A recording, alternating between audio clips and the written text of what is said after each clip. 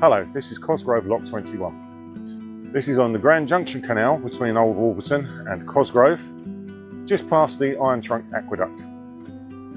We're here today because we're going to take a look at the Buckingham Canal, a branch that was added in 1801 that travelled from here to Old Stratford and then on to Buckingham.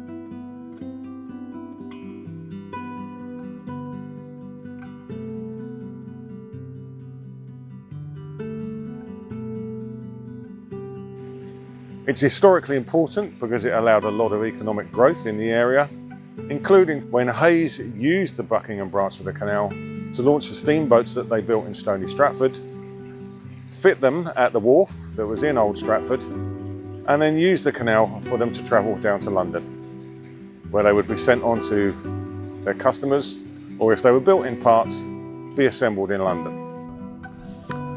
In the 18th century, Birmingham and the West Midlands developed into one of the principal manufacturing centres in the country. This development depended heavily on the transport facilities provided by the new generation of inland waterways. As a large proportion of the trade was with London, the need for a canal to link the two centres became more and more imperative.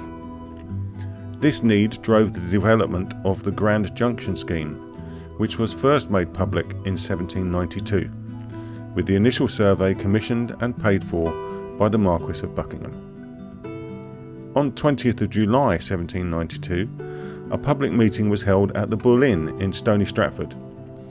So many people attended, it had to be moved to the parish church, and a decision was taken to apply for an Act of Parliament, which was granted in 1793. The Grand Junction was essentially a trunk waterway between London and the Midlands, but the intention was always to connect as many towns as possible with branch canals. The Old Stratford branch, followed by its extension to Buckingham, was one of these.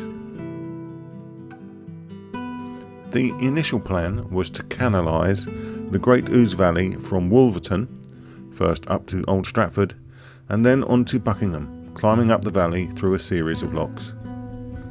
When the decision was made to cross the river by way of an aqueduct, the Iron Trunk we can see today, the plans for the Old Stratford and Buckingham branch had to be changed.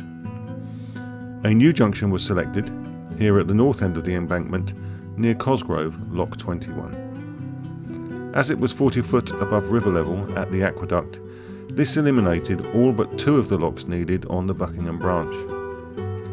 This branch would probably have been well down the list in the construction programme, had it not been for the Marquis of Buckingham, who in 1800 agreed to lend the money needed to build it as quickly as possible.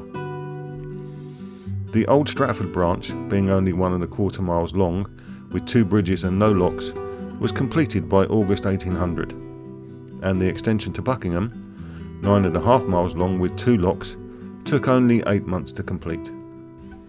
Officially opened in 1801, these branches became of great importance to the local area and were soon carrying 20,000 tonnes of goods each year. A short distance along the towpath towards Old Stratford, you will find a sign indicating an ancient monument.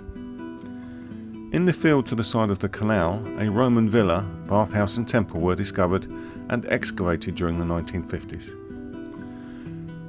The site has since been filled in, but according to the Cosgrove History website, it was similar to the reproduction house at Roxeter. Okay, so this is the Heritage Landing Stage. It was built by agreement with the owner of Wolverton Mill and the Grand Junction Canal in 1903 and is currently being restored.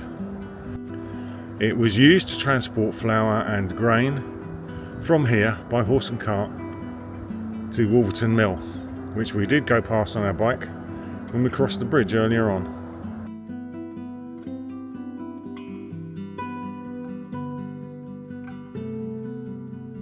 If you have watched one of my earlier videos, you will know about Hayes Boatyard. Whilst it was 100 miles from the sea, the Boatyard produced steam launches and tugs that were launched into this canal. Boats were built in their London Road yard and towed up the High Street to Old Stratford, where they were launched into the canal at Hayes Wharf at the end of Wharf Lane. They were then fitted out and shipped along the Grand Junction Canal, the 100 miles to London and the Thames. You cannot see any evidence of the wharf today, but it must have been an incredible sight when the boats were launched sideways into the canal.